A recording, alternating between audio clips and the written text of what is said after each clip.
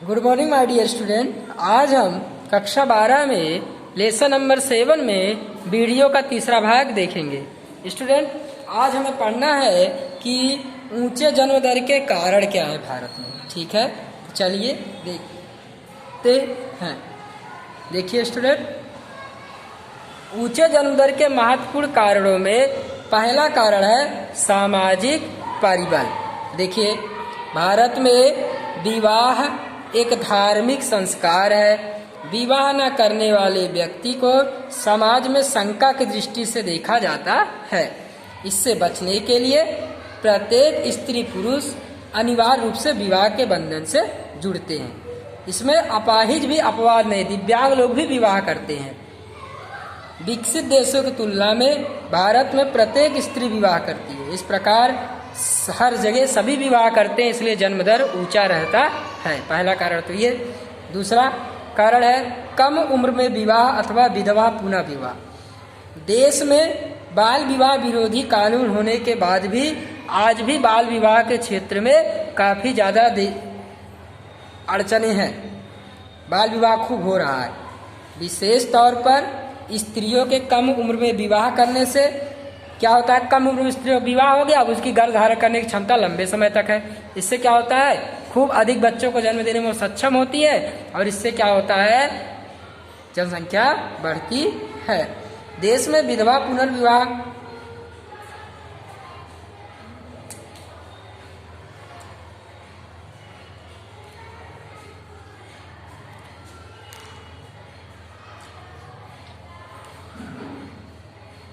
देश में विधवा पुनः विवाह कानून अमल में होने से व्यापक समर्थन मिला है, जिसके कारण विधवा पुनः विवाह सामान्य होता जा रहा है। अब हर जगह विधवा पुनः विवाह हुआ है, जिससे क्या हो रहा है, ऊंचा जन्म दर देखने को मिलता है।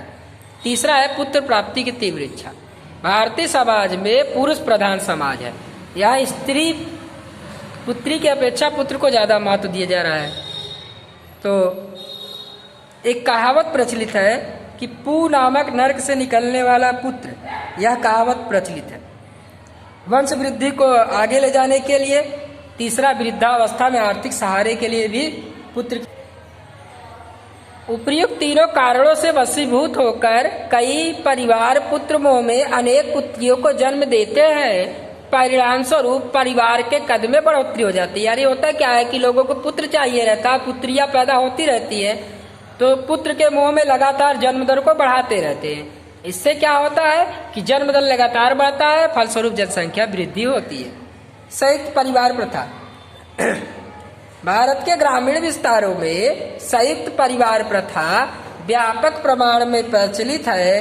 परिणाम स्वरूप यहाँ बालकों के पालन पोषण की आर्थिक जिम्मेदारी परिवार के अन्य सदस्यों में बंट जाती है। इसके कारण भी बालक अधिक बोझ नहीं रहता और जन्म दर क्या होता है, ऊंचा रहता है।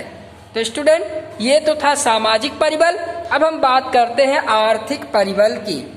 तो आर्थिक परिबल में पहला है शिक्षा का नीचा स्तर। शिक्षा और जनसंख्या वृद्धि के बीच संबंध अत्यंत जटिल है। यह बात स्त्री के लिए विशेष रूप से जुड़ी है। पर्याप्त शिक्षा के अभाव में छोटे परिवार के महत्व को ये लोग नहीं समझ पाते। परिणाम स्वरूप परिवार का कद बड़ा रखने में अधिक रुझान देखने को मिलता है। इसके अलावा स्त्रियों में शिक्षा के स्तर और बालकों के संबंध के बीच में व्यस्त संबंध संपूर्ण विश्व में देखने को मिलता है। अगर स्त्री कम पढ़ी लिखी स्त्रियों की तुलना में जो स्त्री शिक्षा प्राप्त की रहती है वो कम बच्चों को जन्म देती है। यही संदर्भ प्राथमिक शिक्षा बाद जैसे जैसे स्त्रियों में शिक्षा का स्तर बढ़ता जाएगा वैसे वैसे पुत्र प्राप्ति की इच्छा भी कम होती चली जाएगी। इस अनुभव के हम आधार पर कह सकते हैं कि देश में निरक्षरता और अल्प शिक्षा के कारण जन्म दर ऊंचा देखने को मिलता है। अब बात करते हैं आय का नीचा स्तर। परिवार की आय हो तो अधिक बालकों का जन्म हिस्से जिम्मेदारी नहीं बल्कि पूंजी समझा जाता है। यानी आय कम हो तो कहेंगे ज्यादा बच्चे पैदा होंगे तो काम करेंगे और इससे क्या होगा कि आय बढ़ेगी। एक कहावत है, अधिक हाथ जगन्नाथ कहावत से वशीभूत होकर ढेर सारे लोग परिवार वृद्धि करते हैं। आज भी चाय की लारी पर छोटे छोटे होटलों में या बड़े होटलों में छोटे छोटे बच्चे काम करते हुए आपको दिख जाएंगे। बाल मृत्यु दर का ऊंचा प्रमाण। जीवित जन्मे प्रति 1000 बालकों पर 5 वर्ष के भीतर मृत्यु पाने वाले या 1 वर्ष के पूर्व मृत्यु पाने वाले बालकों की संख्या को बाल मृत्यु दर कहा जाता है। हमारे देश में 1951 में बाल मृत्यु दर का प्रमाण 146 था। कितना था? 146 था। 2011 में यह प्रमाण हो गया 41.40। भारत विकसित देशों की तुलना में बाल मृत्यु दर का प्रमाण ऊंचा है। भारत में 1951 में इतना था और 2011 में 41.40 हो गया। यह दर काफी ऊंचा है।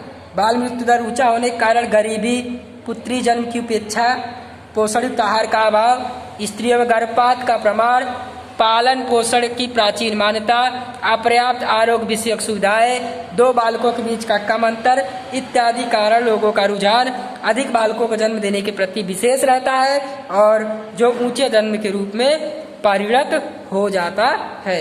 तो स्टूडेंट, आज के लिए इतना ही। अब हम अगला वीडियो में अगला भाग देखेंगे। Thank you very much. Good morning.